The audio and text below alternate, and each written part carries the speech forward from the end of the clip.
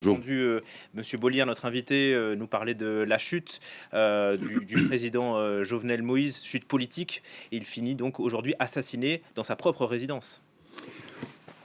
Oui, je crois qu'il il y a peu de pays ou d'États dans le monde qui sont parvenus à un tel degré de dérive ou de marasme. C'est d'autant plus étonnant, si vous voulez, il y a en Haïti une forte culture politique qui ne date pas d'hier, ni même d'avant-hier, c'est-à-dire une mobilisation des citoyens et un intérêt pour la chose politique. Mais là où, si vous voulez, on est dans le prolongement d'un héritage beaucoup plus funeste, c'est effectivement l'héritage de ce qu'a été le duvalierisme en Haïti, c'est-à-dire l'instauration et le maintien et parfois même j'allais dire la pérennisation avec l'assentiment des citoyens d'un système dictatorial et qui, dans un même mouvement, si vous voulez, alliait une mobilisation politique avec des fins, des objectifs sociaux et tout un arrière-plan j'allais dire, de mysticisme, en tout cas d'un phénomène qui consistait à mythifier la personnalité politique et ce qu'elle représentait. Ça a été le cas du Duvalier, mais aujourd'hui, ce dont on se rend compte, c'est que finalement, la personnalité politique qui parvient au pouvoir use encore parfois de ce genre de subterfuge. Et là, dans le cas de ce qui s'est de Jovenel Moïse, ce qui s'est passé aujourd'hui, il y a évidemment cet effilochement de la société haïtienne non seulement c'est la criminalité, mais c'est la mise en coupe réglée par des gangs de la société haïtienne. Tout à l'heure, Mélie Baron disait que, par exemple, le sud du pays était inaccessible pour ces raisons-là.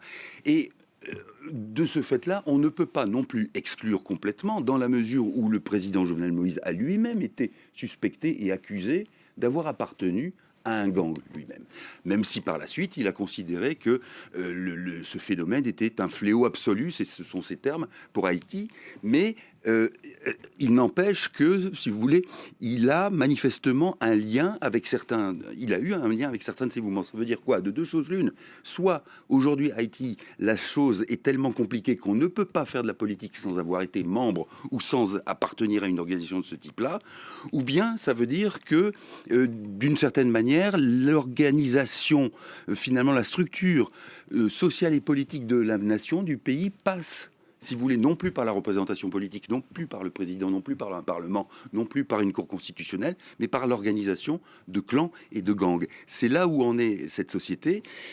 Et de ce fait-là, l'assassinat de Jovenel Moïse met en lumière de manière très crue cette situation que décrivaient nos intervenants tout à l'heure, nos invités, sur la criminalité, et qui n'est pas, encore une fois, bien sûr, elle pousse sur une situation sociale économique totalement à la dérive, bien sûr. Donc c'est ce qu'on connaît dans d'autres pays. On se met en fonction, si vous voulez, on compense les lacunes, et elles sont grandes, sociales, par des organisations de type clanique.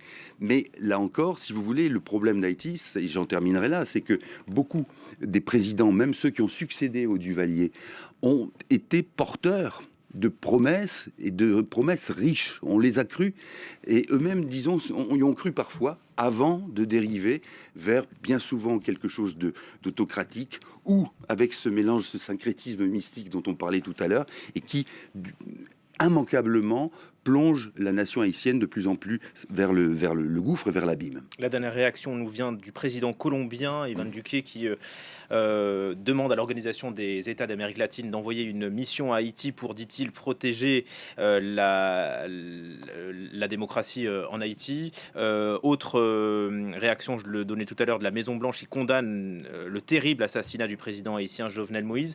Gauthier, est-ce que si l'Organisation de l'État d'Amérique latine, si les Américains envoient une mission ou au moins une assistance à Haïti, est-ce que ça peut créer une dynamique pour remettre le pays sur les rails, ou ce sera vraiment insuffisant? On l'a cru à de nombreuses reprises. Vous avez eu ça aussi en 2010 quand Haïti avait été touché par les éléments climatiques, météorologiques. Si vous voulez, ça remonte à beaucoup trop loin. C'est une culture. Alors il faut pas dire qu'elle est indéracinable, parce que sinon à ce moment-là on n'a plus rien à dire ni à faire.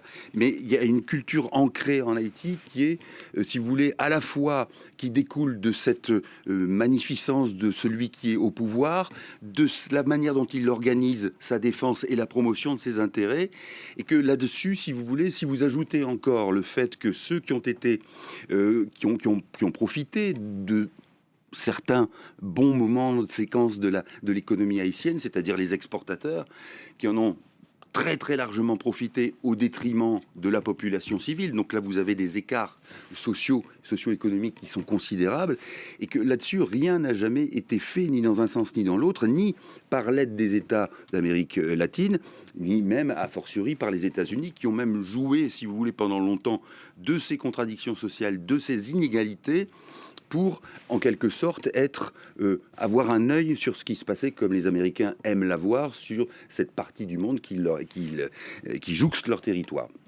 Et puis dernière réaction, celle de Boris Johnson qui se dit, lui, attristé et choqué par cet assassinat.